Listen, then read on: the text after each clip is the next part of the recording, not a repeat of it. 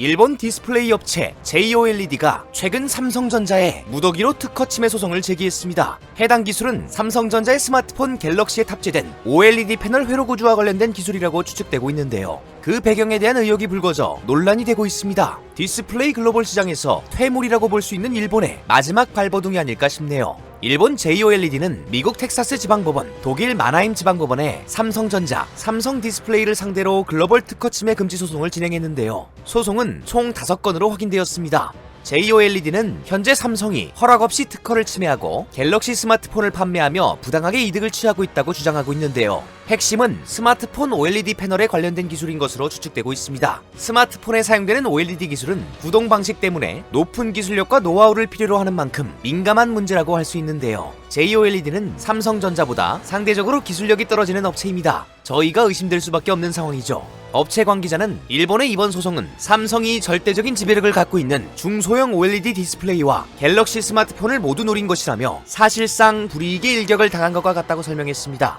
소송의 결과를 떠나 자체만으로도 삼성전자에 흠집을 낼 수 있는 소식임은 분명한 것 같네요. 국내 언론들은 JOLED에 삼성이 어떤 특허 기술을 침해했는지 구체적인 설명을 해달라며 공식 입장을 요청했는데요. JOLED는 7월 1일을 기준으로 그저 확인 후 조만간 답변을 하겠다는 말만 전하고 있을 뿐 정확한 입장을 내놓고 있지 않습니다. 정확한 입장을 여전히 내고 있지 않은 것과 소송을 하기 고작 4일 전 JOLED가 중국의 기업과 손을 잡은 것에서 소송의 배경을 추측해볼 수 있지 않나 싶은데요. JOLED는 소니와 파나소닉의 OLED 사업 통합으로 지난 2015년 출범한 일본의 디스플레이 업체입니다. 일본 정부가 삼성을 잡으라며 자금까지 밀어주었던 재팬 디스플레이도 JOLED에 인수가 되었죠. JOLED는 소니와 파나소닉이 손을 잡았다고 하여 출범 당시 엄청난 기대를 한몸에 받았는데요. 결국 한국에 밀려 자국 기업의 투자마저도 받지 못하는 신세에 처합니다. 그리고 결국 중국 자본 제휴를 승인하며 중국의 손을 잡았습니다. 일본 경제산업성이 중국 자본 제휴를 승인한 것은 한국 수출 규제의 연장선에서 중국과 손을 잡고 한국을 압박하려는 의도를 가지고 있습니다.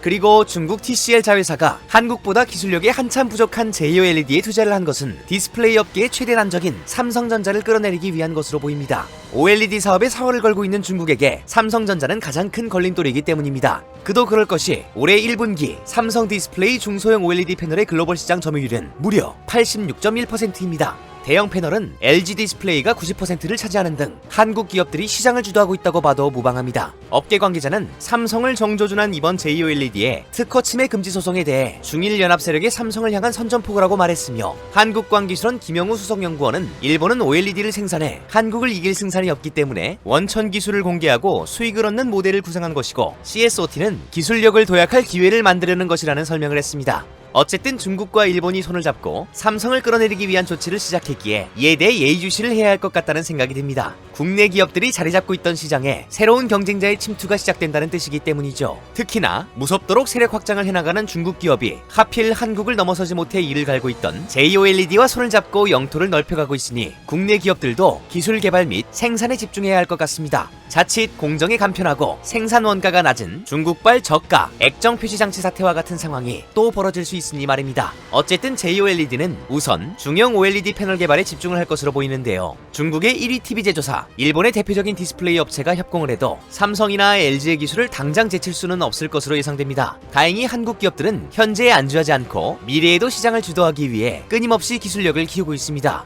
격차가 좁혀지면 어쩌지 하는 불안함보다는 앞으로도 앞서 나갈 수 있을 것이라는 자신감이 드는 것은 왜일까요? 한국 기업들의 계속되는 선전을 기원하겠습니다. 오늘 전해드릴 소식은 여기까지입니다. 마지막까지 봐주셔서 정말 감사드립니다. 지금까지 로버튜브였습니다.